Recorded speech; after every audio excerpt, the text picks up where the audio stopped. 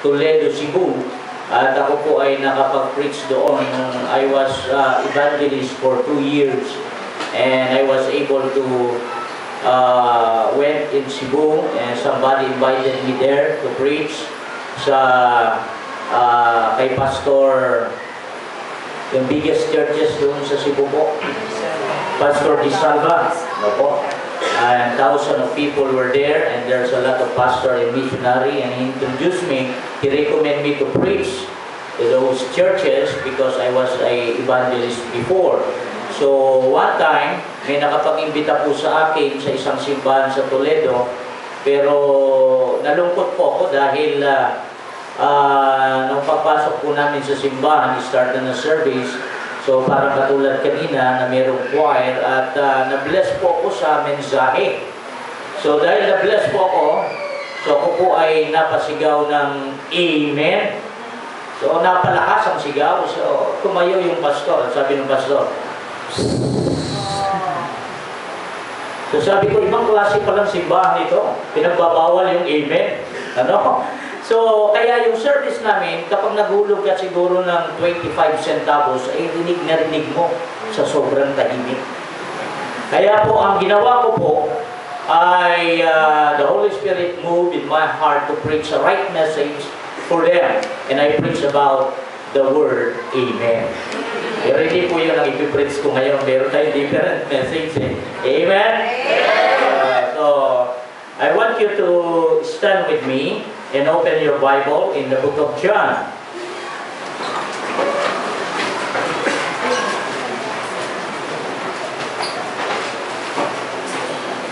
John chapter 15.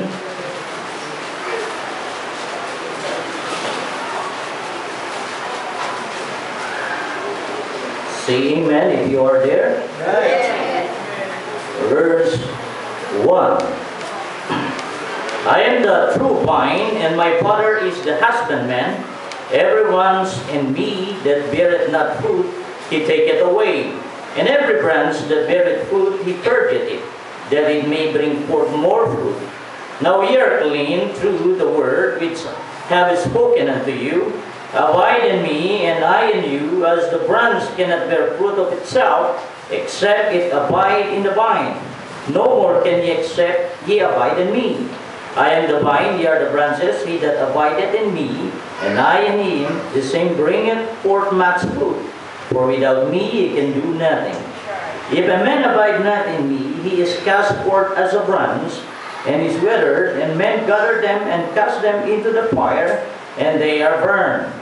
If ye abide in me, and my words abide in you, ye shall ask what ye will, and it shall be done unto you. Herein is my Father glorified, and that ye bear much fruit, so shall ye be my disciple. As the Father hath loved me, so have I loved you. Continue ye in my love. If ye keep my commandments, ye shall abide in my land, even as I have kept my Father's commandments, and abide in his love. Let us pray.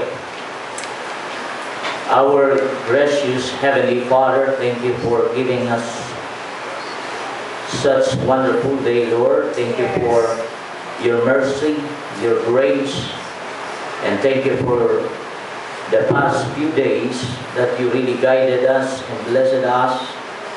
First of all, thank you for the salvation that you've given to us freely by faith through, O God, sa pamagitan ng aming Panginoong Kristo. I pray, Father, that would you please cleanse us with the precious blood of the Lord Jesus Christ for our sin. Lord, anoint my dirty lips down with the precious blood of the Lord Jesus Christ, with the Holy Spirit, Father. Made me worthy to preach your word this morning. Bless your people, O God. I humble myself, Lord. May your name be glorified. May your book be glorified. Your word be glorified. Thank you, Lord God, for without you, we can do nothing, O God. Bless every one of us here, the adults, the young people, the children, upon hearing your word, as the Bible says, so then faith cometh by hearing, and hearing by the words of God. Lord, we really need your word in this day, Lord God. Bless us, Lord, in Jesus' name. Amen. We are seated now.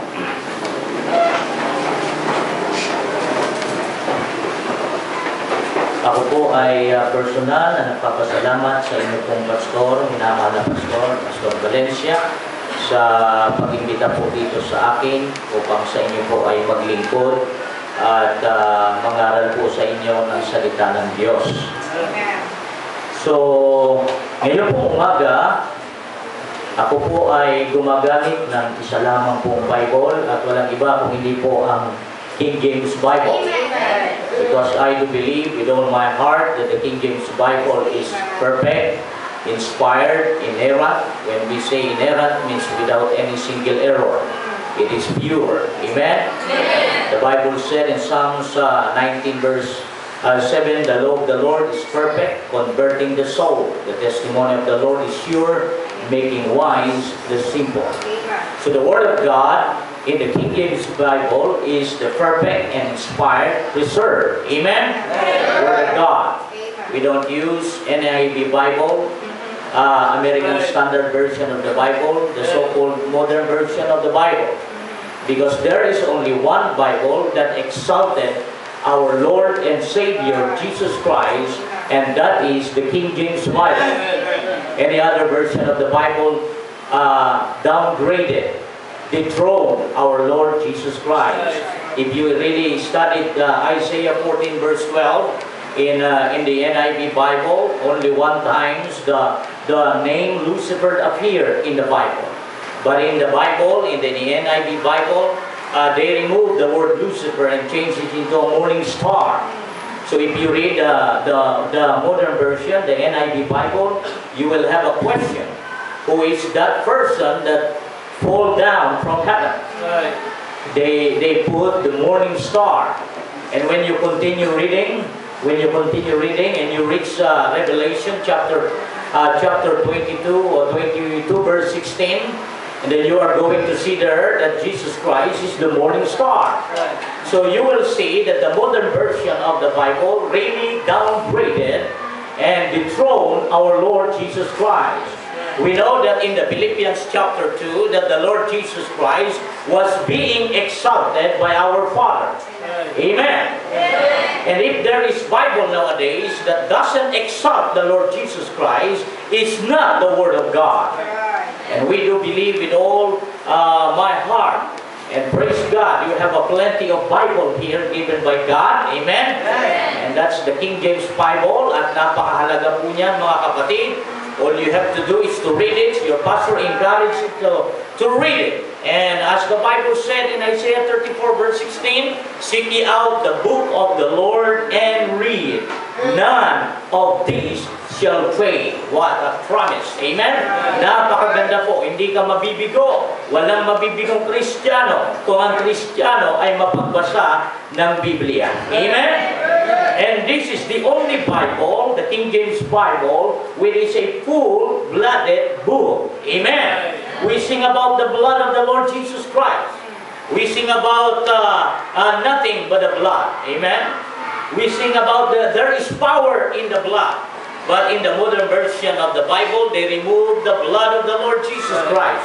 That's why when you sing nothing but the blood, there is power in the blood, doesn't fit with your Bible. If you use the modern version of the Bible. Amen?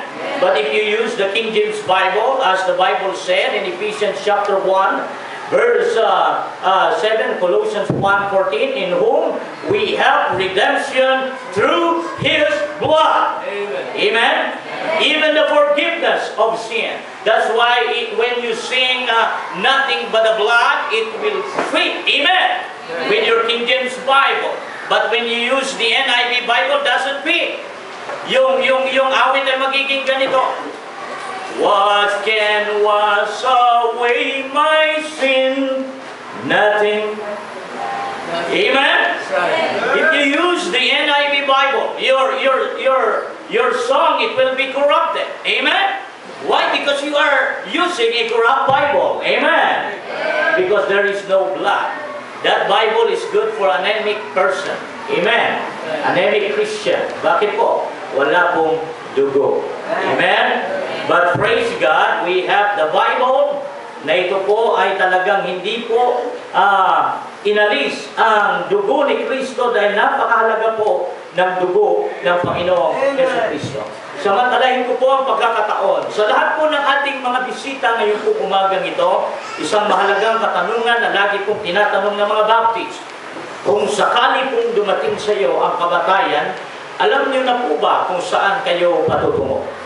Marahil kayo ngayon habang kayo nakaupo'y nag-iisip at iniisip nyo kung anong magiging sagot ninyo.